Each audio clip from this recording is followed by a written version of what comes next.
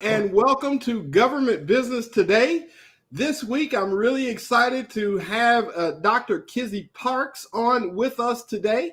And guess what, guys? We are going to be talking about some information that's going to be meaningful and relevant, as always, for your government contracting business.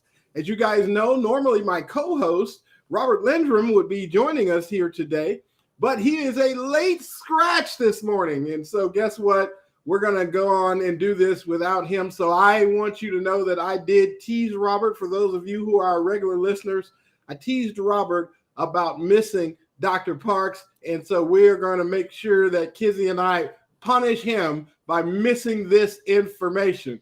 So guys, as always, each week we come to you live to bring you tools, tips, strategies, and resources to help you grow your government contracting business. And I want you guys to know, I've been so excited about getting Kizzy on with us for literally months now.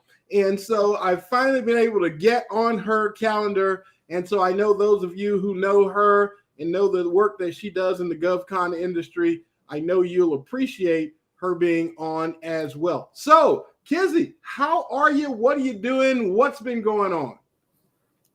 Well, I'm just doing really well.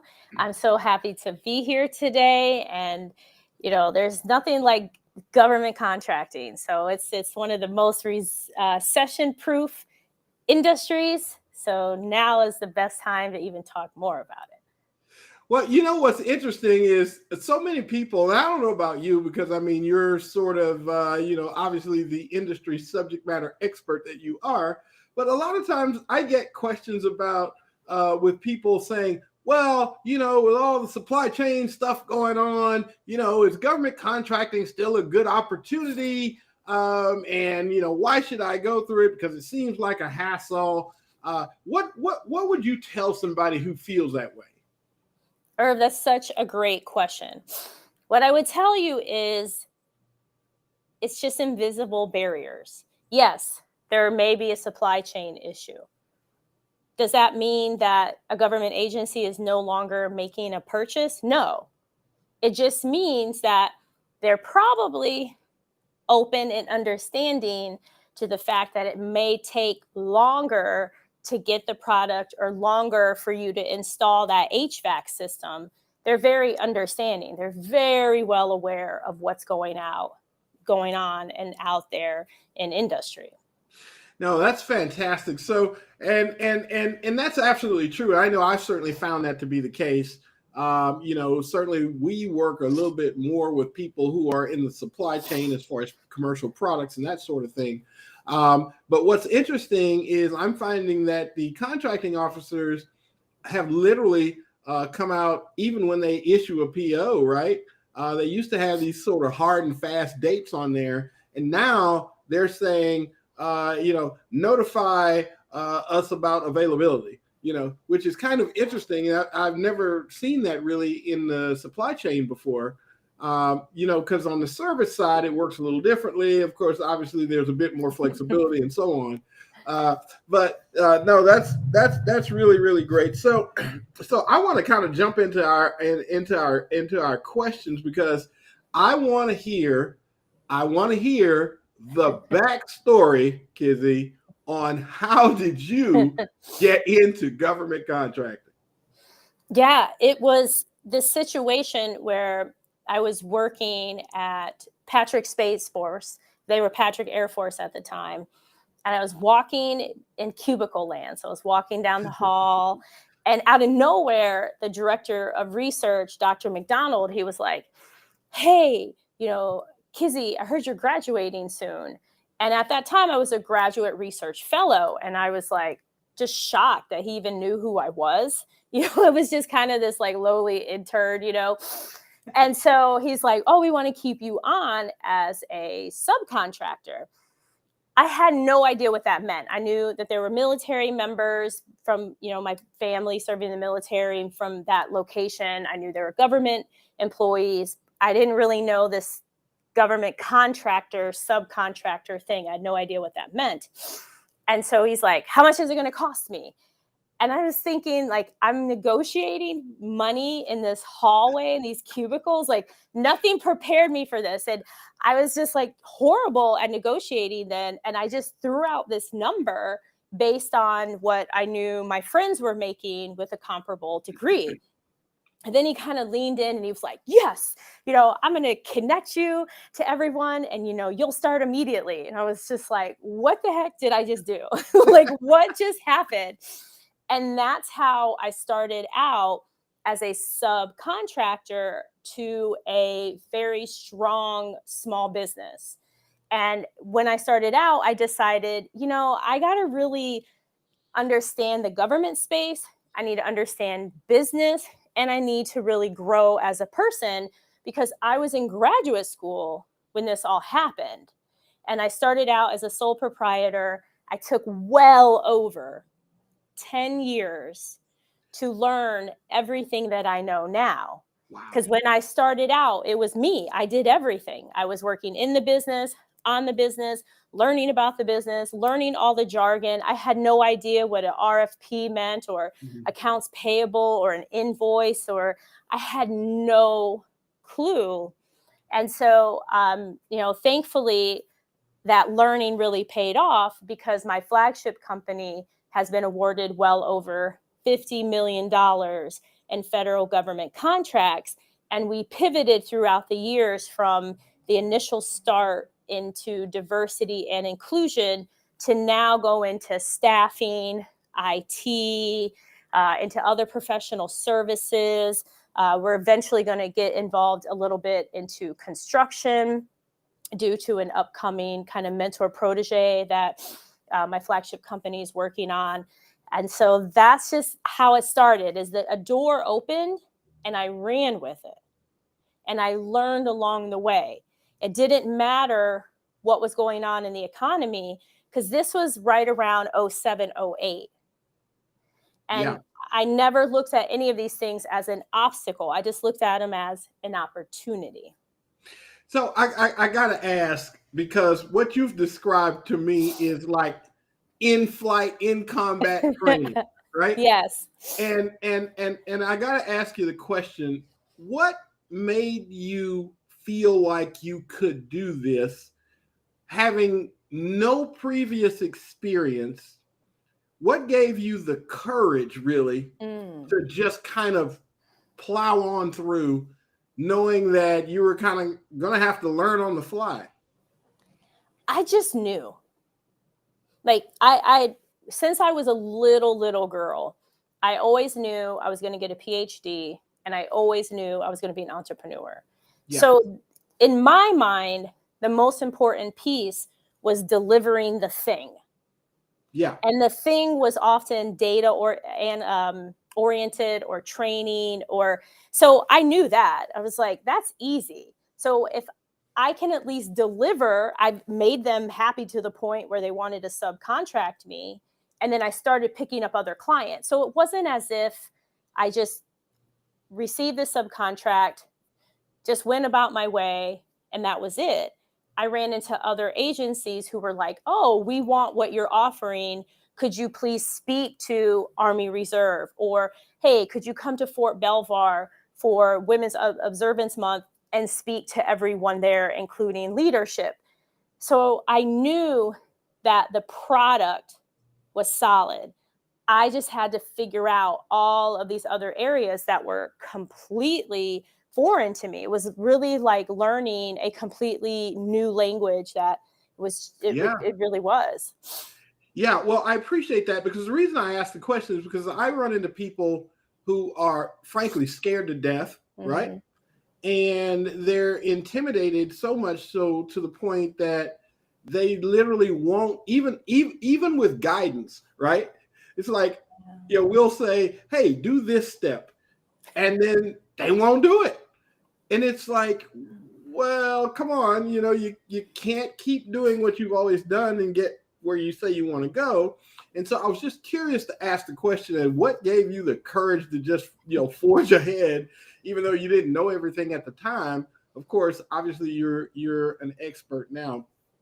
I want to also ask about this. So you started talking about generating these opportunities. Mhm. You started to sort of attract opportunities, if you will. And I'm curious to know, what were you doing? Were you like networking? Were you sending out capability briefs everywhere? Were you, sending out carrier pigeons? I mean, what were you doing to start getting yourself in front of those opportunities? So initially, I went to everything, Ah, any type of anything connected to my client, to Patrick Air Force Base at the time. It didn't matter where it was. It didn't matter how much it cost, because often the prime contractor, that wasn't in their budget to cover my travel. mm, And I would go. And what ended up happening was that I got to meet so many people, and I was so naive and just still who I am today, but not like the pushy, here's my capability, can I get some work? I didn't come across that way. It decreased all of those walls. So different people with all these agencies, often they thought I was a government employee. yeah, They thought I worked at Patrick Air Force Base at Diomi. yeah. And then I immediately corrected them. I said, no, I never have been a government employee. I never worked for Patrick. I'm a contractor. And then they were like, oh, really? Oh, okay. Then, okay, that we can make this work. So I just networked with different agencies who at that time were really heavy into diversity and inclusion. I networked with other prime contractors who I would meet at different events. And then lastly, I also made sure that I was connected to the diversity and inclusion space. I ended up publishing a book. I would have articles out there so that I could always back up and present myself as an expert. And I would add a bonus thing that I did. I applied to speak at any type of government oriented or diversity and inclusion and government oriented event so that people really got to know me. Yeah. Because in any industry, doesn't matter the industry, there's always those key players that everyone knows, but they don't know you. They may not know you. So it's a great opportunity to apply to speak at a webinar or apply to speak at some event, or it doesn't matter the event. It just matters that you are being seen and getting attention. That is what was vital. As I went all over the United States, just meeting people. So, okay. So, what I hear now, you got to remember, you're talking to an old finance guy, right? So, what I hear is for you to show up so often and regularly that people in government literally thought you were an employee. Yeah. And I get that. But it also means that costs some time and it costs some money to do. Uh, what made you comfortable making those? Because to me, those sound like the time, the energy, the effort, the money were all investments that you were comfortable making in yourself. In other words, you were all right spending the money to go wherever you needed to go and do whatever you needed to do. And my question is, what made you comfortable doing that? Because oftentimes people will try and start a business or get rolling or grow a business, and it seems almost as like the last thing they want to do is invest the time and money required for them to get there. So I'm curious to know, what made you comfortable, because obviously I'm not naive. I know some of those trips you took cost money. Oh yeah. I mean, and at that time I had over $200,000 in student debt. Wow. Sometimes my receivables weren't paid for 60 days. Sure. I didn't have a line of credit. I didn't have a business banking relationship. I didn't have a savings. I had credit cards and a 401k that I took loans out on. Wow. That is how I lived. And so I kind of knew. So here's what I mean. One of the benefits when I was at Patrick is I took notice. And what I noticed were these other contracting companies. Like they would come in, wheel and deal, do their thing, or maybe they had a contract. And what I noticed about them is often they had some kind of BD person who would go to events, whether they were local or if they were across the United States. So I took notice and I was like, okay, so that must be something you need to do. You need to go to these events, because if this company's doing it and they're making 20 million a year, clearly I need to be doing this. The other thing was, because I'm curious, I got connected to a boutique diversity and inclusion consulting company that specialized in the commercial space. And I'll never forget something the owner told me. She had been in business probably 20 years by the time I met her. And when I met her, I was like a year or so out of my program. And she kind of leans in and she's like, Kizzy, I know you want to do things virtually. I know you want to have phone calls and do all of these things that we have nowadays. And mind you, this is before TikTok. So we're not talking a year ago. And she said, but you got to go in person for knee to knee, nose to nose.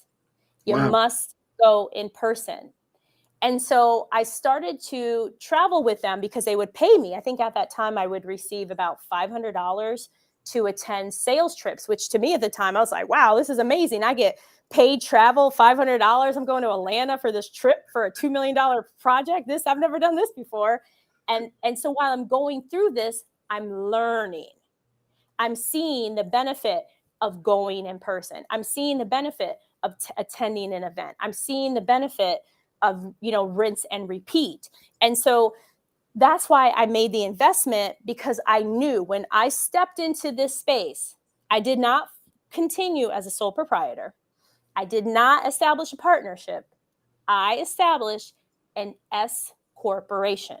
Mm-hmm. And I did that because I wanted to come across larger than life, not as some little bitty small business.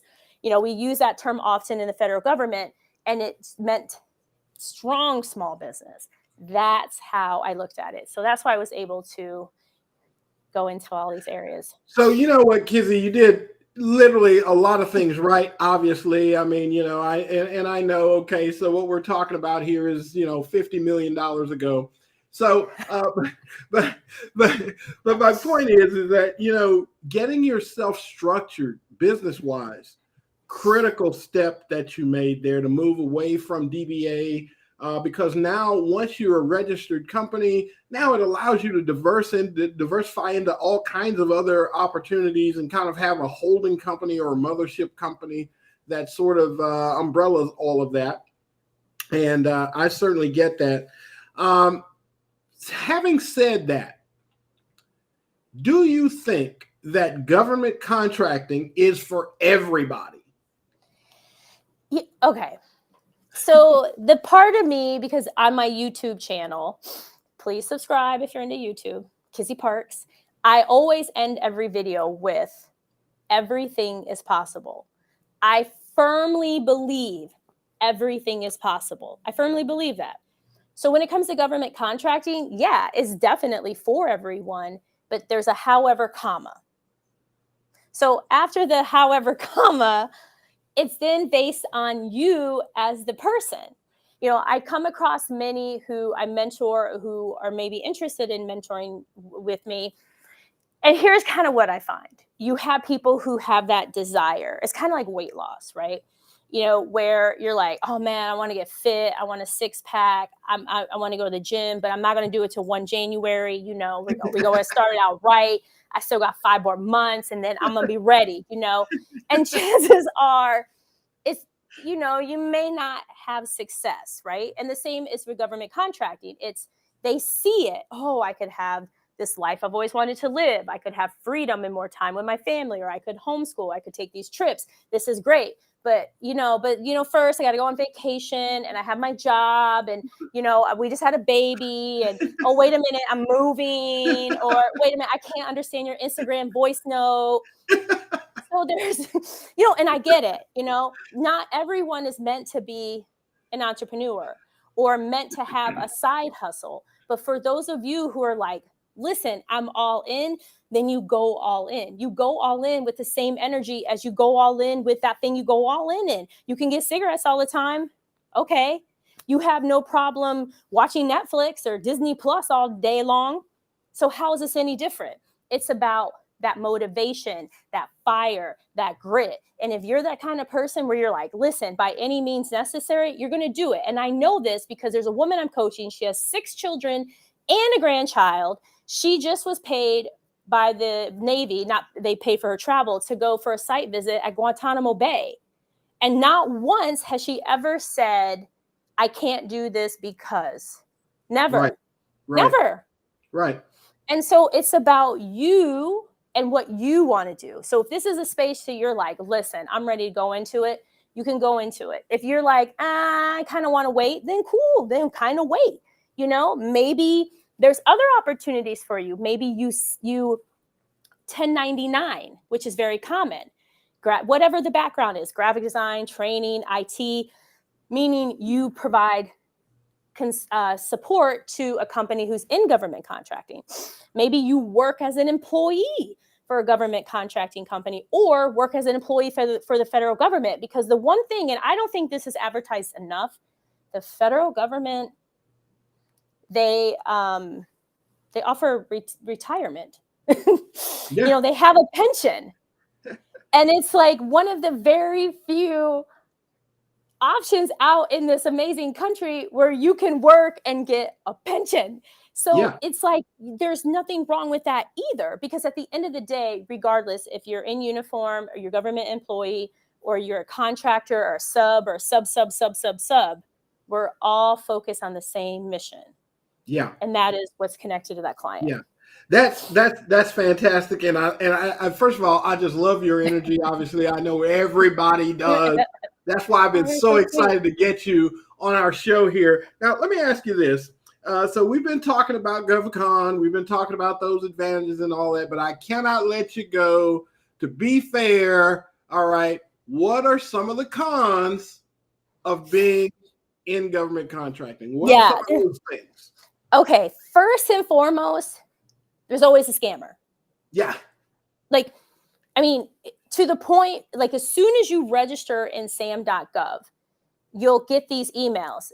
And often they'll say something like, we can help you get government contracts, or we can help you get on this GSA schedule.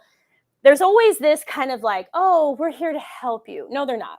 They're there for you to pay them for potential help, but that the service or the thing that they're offering you, you don't need, right? Yeah. So that's one of the cons, is there's a lot of these pop-ups, gimme, as well as potential teaming partners or people that you think, oh my gosh, they have this website, they have this experience and they want to work with me. Oh my gosh, this is great. And they're probably going to scam you because you don't realize that you need a non-disclosure agreement, you need a teaming agreement, you need to have a clear understanding of the breakdown of the work, you need to know how you're going to get paid, when you're going to get paid, how much you're going to get paid.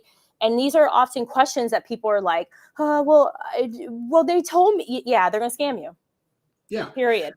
So you got to watch out. And I'm glad we're talking about that, Kizzy, because I run across that a lot. As you know, I'm in finance, right? What our company does is we finance contracts. And one of the things that I find is oftentimes because of those scammers, right? A lot of times it's difficult for people to even get financing set up, because what I find is they're so scared of getting scammed that what happens is it's tough for them to determine who's the real folks and then who's the phony folks, right? And here it is they're getting into government contracting. And one of the things that I found is that if you're not really set up to handle the receivables, in other words, you can bridge that 30-day, 45 or 60-day gap between the time you invoice and the time you actually get paid. That can be a real problem so you can start having cash flow problems. Obviously, that okay, guys. So that's my shameless plug for what we do. But my point being is that it's so much more than that. I think that you've done as far as helping people get in front of the real people who are really the professionals in the GovCon space. And then that's why I've been excited about having you on, is because you're the real person. And so I'm really, really happy that we've had a chance to kind of talk about these things. And so let me ask you this, because we're coming up on end of time. So I want to make sure, in your view, share with folks, what are some of those things that government agencies tend to buy? Obviously, I think people oftentimes they'll say, well, what does the government agency buy? And I always tell them, now you correct me if I'm wrong here, because I'm in finance and you're you. But I often tell people government agencies buy everything because they don't really make anything. So, right. So I don't know. Am I wrong to say that? Or no, you're position that? Irv, you're spot on. There are some top areas that they spend a bulk of their budgets on, such as construction and facility management, IT, medical, professional services, which includes staffing, training, things of that nature. Those are just big buckets. The thing about the federal government is you got to kind of put yourself in their place, right? You got to really get into their mind. And especially for those of you who are watching where maybe you have a military background or connection to the government, but especially military background. Think of a base or a post. You have stores, you have a barbershop, gas station, sometimes a hotel, sometimes a golf course, depending, Air Force. You have, somebody has to clean the buildings. Somebody has to take care of motor pool.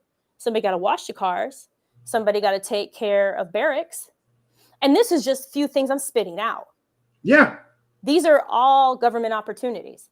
Yeah. There was even an opportunity to train horses for the Army.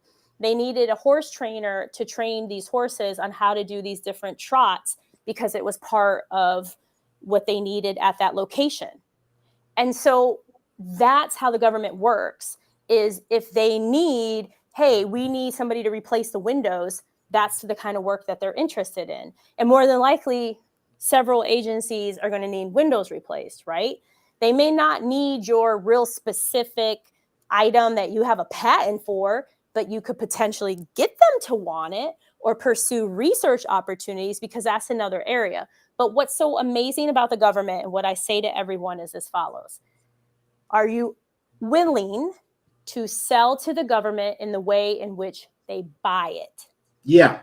Yeah, that's good. That's what's key. Training. We made a lot on training. Right now, our biggest client with training is for food inspectors. You never heard in my past history anything with me and food inspectors. I mean, I like food. I worked at Hardee's, once.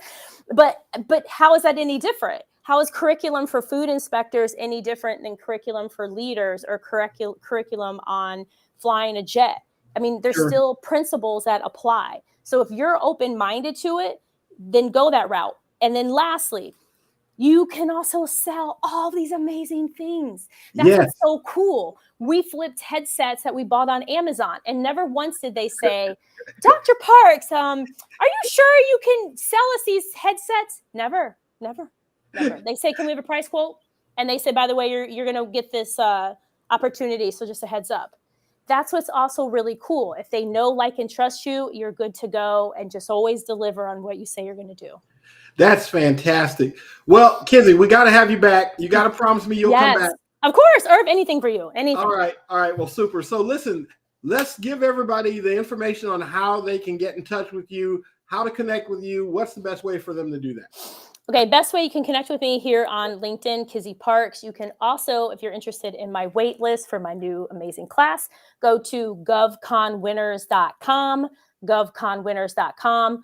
And of course, I love free. Check out this really cool free resource, Profitable profitablecontracts.co, profitablecontracts.co. And feel free to DM me. And when you DM me, just mention that you came across this amazing podcast with our outstanding host, Herb. And please mention that. Please connect with me, because there is enough work, over $500 billion in this space.